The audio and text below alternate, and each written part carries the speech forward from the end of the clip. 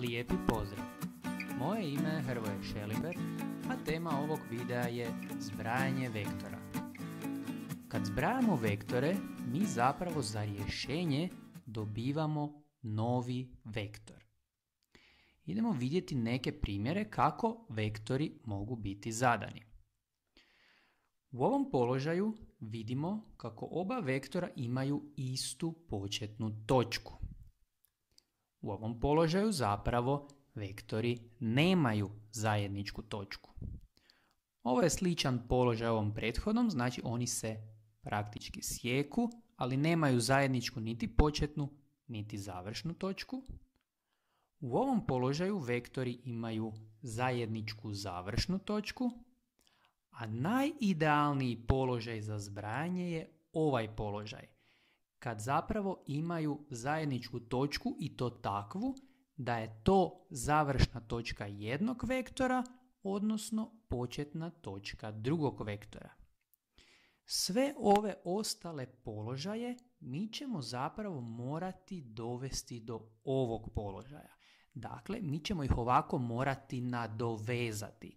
Jedan vektor završava i u tom završetku počinje drugi vektor.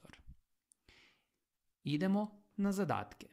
Potrebno je zbrojiti vektore. Imamo zadatak A. Vidimo da je to onaj idealni položaj, dakle vektori se nadovezuju, zapravo kao da čine neki lanac.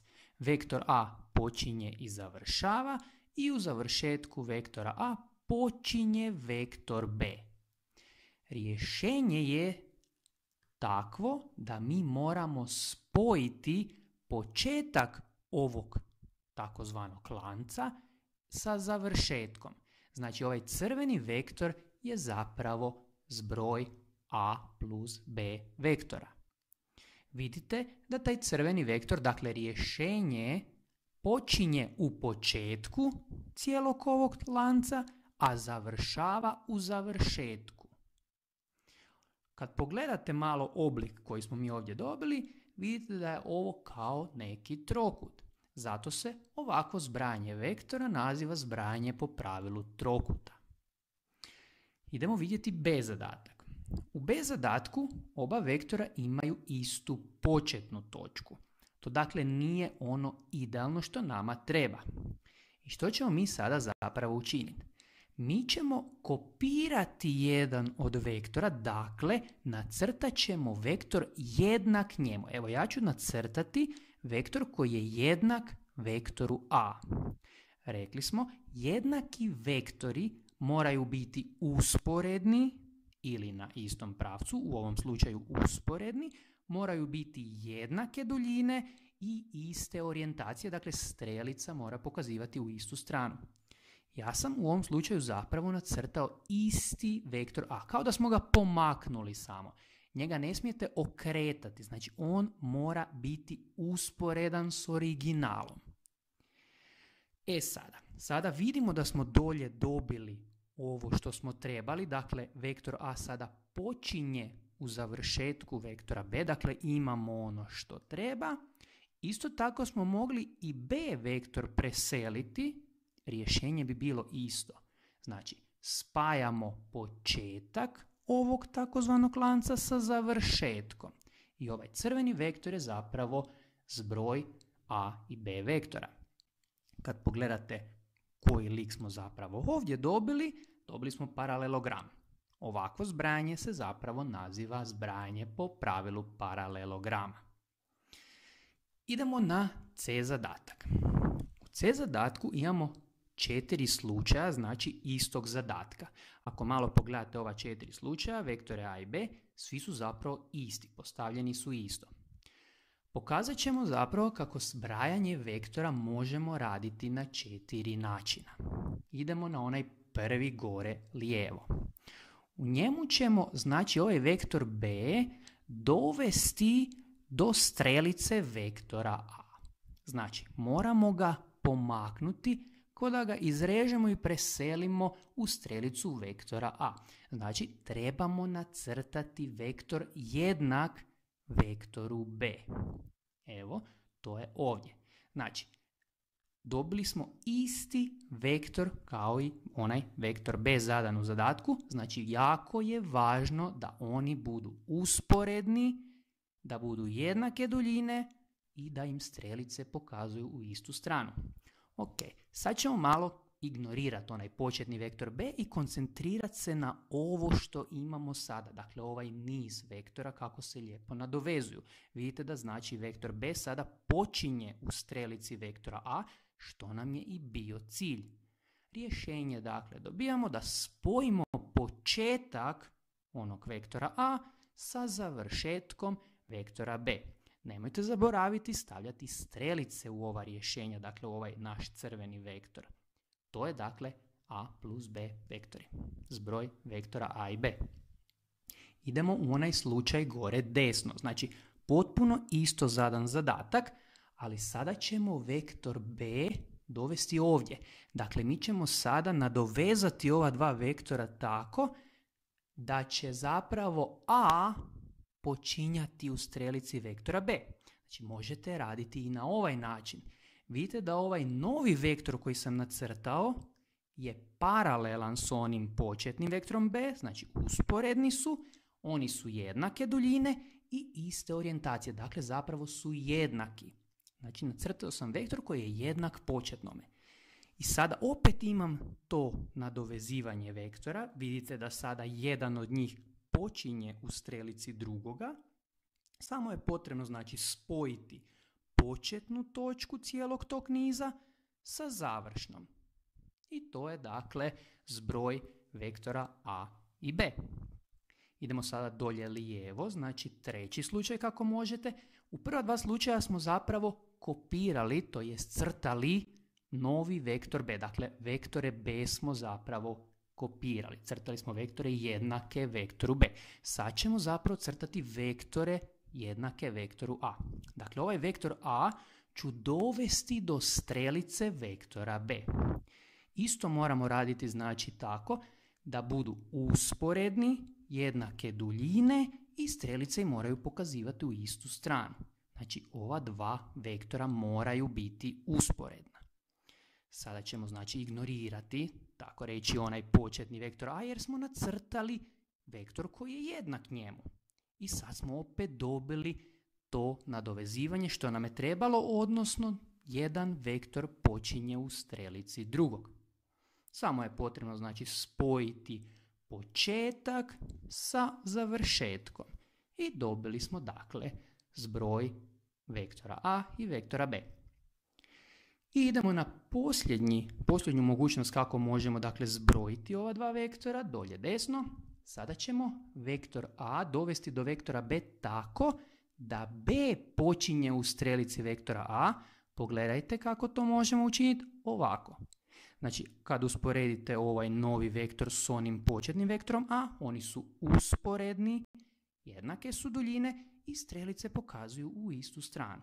I opet smo dobili ono što nam treba, nadovezivanje. Vidite da, znači, jedan počinje u strelici drugoga. To je zapravo naš cilj. Spojimo početak sa završetkom i opet smo dobili, dakle, rješenje. Kad pogledate sva ova rješenja, dakle sve ove crvene vektore, oni su zapravo usporedni. Znači, u početku sam nacrtao potpuno identične položaje kako biste vidjeli da u bilo kojem slučaju ćemo mi zapravo dobiti jednako rješenje. Sva ova 4 crvena vektora su usporedna, jednake su duljine i iste orijentacije. Dakle, dobit ćete isto rješenje na koji god način radite. Bitno je samo dovesti jedan vektor u strelicu drugoga. Tako da imamo to nadovezivanje da u završetku, dakle u završnoj točki jednoga, počinje onaj drugi vektor. Idemo na zadatak D. U njemu vektori imaju zajedničku završnu točku. Ovaj položaj se najjednostavnije riješi na način da jedan od vektora, recimo vektor b, samo produljiti. Dakle, mi ga isto moramo samo malo pogurnuti, to jest nacrtati vektor koji je jednak početnome, znači oni moraju biti ili usporedni, odnosno u ovom našem slučaju se nalaze na istom pravcu. Orijentacija im je ista i duljina im je ista. Što smo zapravo ovime dobili? Točno ono što nam je trebalo. Sada vektor b počinje u strelici vektora a. I jedno što moramo učiniti je spojiti početak cijelog ovog niza i završetak, te smo dobili njihov zbroj. Naravno, ovaj zadatak smo mogli riješiti i na ostale načine, tako da smo vektor b mogli staviti ovdje. Opet bismo dobili ono što nam treba. Mogli smo vektor a zapravo samo produljiti ovdje dolje i opet bismo dobili onaj položaj koji nam treba. Također, vektor a smo mogli staviti i ovdje. Znači, na koji god način radite, rješenje će vam zapravo biti jednako. Idemo u e-zadatak. Ova dva vektora zapravo leže na istom pravcu i imaju istu početnu točku. E sad, oni zapravo ne čine onaj niz koji nama treba. Dakle, nama jedan vektor mora početi u strelici drugoga. Što ćemo učiniti? Možemo, na primjer, vektor b pomaknuti tako da on počne u strelici vektora a. I on će doći ovdje. I sada, znači, gledamo ova dva vektora, oni su zapravo jedan na drugome. Oni se preklapaju s time da jedan ima strelicu u lijevu stranu, drugi u desnu. Gdje je zapravo početak? Početak je zapravo u vektoru a, ovdje, a završetak je zapravo strelica vektora b, na potpuno istom mjestu. Ili može biti obrnuto. Početak može biti vektora b koji je ovdje, ali je završetak opet u toj istoj točki. Drugim riječima, ovo je nul vektor. Dakle, kad zbrajamo dva suprotna vektora, jer mi smo zapravo dobili suprotne vektore, jednake su duljine, na istom su pravcu, ali su im orijentacije suprotne. Znači, zbroj dvaju suprotnih vektora je nul vektor. Sad smo već, znači, shvatili, s obzirom da možemo bilo koji od vektora pomicati, da je zbrajanje vektora zapravo komutativno. Znači, isto je hoćemo li zbrajati vektor a plus vektor b ili vektor b plus vektor a. U f zadatku je potrebno zbrojiti tri vektora, a plus b plus c. Mi ih isto tako moramo spojiti. Znači, idemo najprije vektor b dovesti do strelice vektora a. Znači, oni moraju biti jednaki, to zapamtite. Znači, jednake duljine, usporedni i strelice na istu stranu. Sada ćemo još ovaj vektor c dovesti do strelice vektora b. Evo ga. I sad zapravo imamo ove spojeve koji nam točno odgovaraju. Znači, tamo gdje jedan završi, počinje drugi. Treba samo spojiti početak cijelog ovog lanca sa završetkom i to je, znači, vektor a plus vektor b plus vektor c. Nemojte zaboraviti staviti strelicu. Idemo sada zbrajati na šesterokutu. Znači, potrebno je zbrojiti vektor bc plus vektor se. Vektor bc je ovdje, znači pazite na koju stranu ide strelica, a vektor se ovdje. Vidite da oni nisu spojeni. Radit ćemo zapravo isto kao i u ovim prethodnim zadacima, samo što ćemo se sada pomicati po ovim dužinama koje imamo u šesterokutu. Znači, jedan od načina rješenja ovog zadatka je da pomaknemo vektor bc ovdje. Vidite da su oni jednaki, ova dva zelena vektora su jednaka. I rješenje bi onda bio vektor ae. Pazite da rješenje kad zapišete ae nije isto kao i ea. Znači, uvijek ide prvo slovo početka, znači početne točke, a drugo slovo je tamo gdje je strelica. Ovo smo mogli riješiti na još jedan način, a to je da smo plavi vektor, znači ovaj vektor se, pomaknuli ovdje u strelicu zelenog vektora. Sad su nam plavi jednaki. Rješenje bi bio vektor bd. Kad malo pogledate kako izgledaju vektor ae i vektor bd, vidite da su oni jednaki. Znači, bilo koje rješenje da ste zapisali od ova dva, točno vam je, jer su oni jednaki. Idemo na b zadatak. Pronađimo vektor ed, to je ovdje, i vektor dc je ovdje.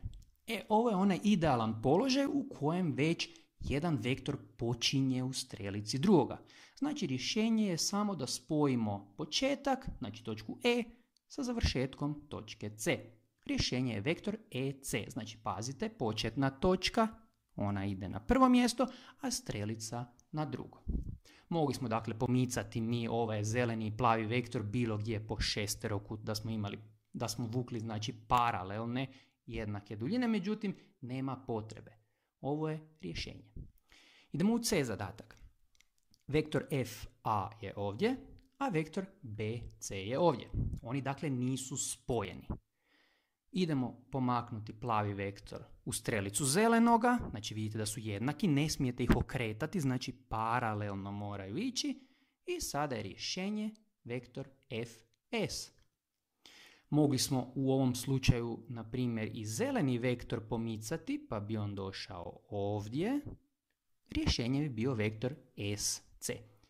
Ova dva vektora su jednaka.